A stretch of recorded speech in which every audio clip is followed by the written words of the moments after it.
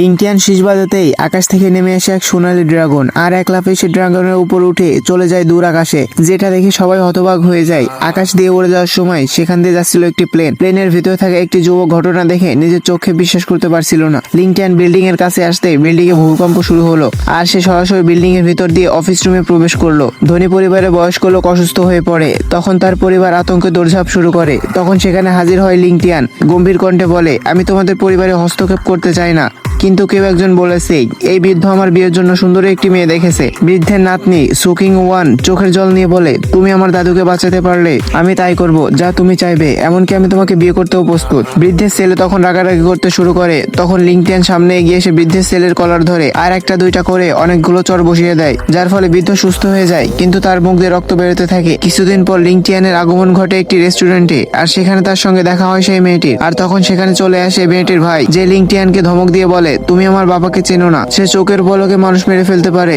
তার কথা শেষ না হতে লিংটিয়ান তাকে চড় মেরে দেয়, যার ফলে ছেলেটি রেগে গিয়ে তার বাবাকে ডেকে নেয়। কিন্তু তার বাবা লিংটিয়ানকে দেখেই চিনতে পারে আর আগে চড় খাওয়ার কথা মনে করে নিজের ছেলেকে চড় মেরে দেয়। গাইস, ভিডিওটির বাকি অংশ দেখতে সাবস্ক্রাইব করো আমাদের ইউটিউব চ্যানেল।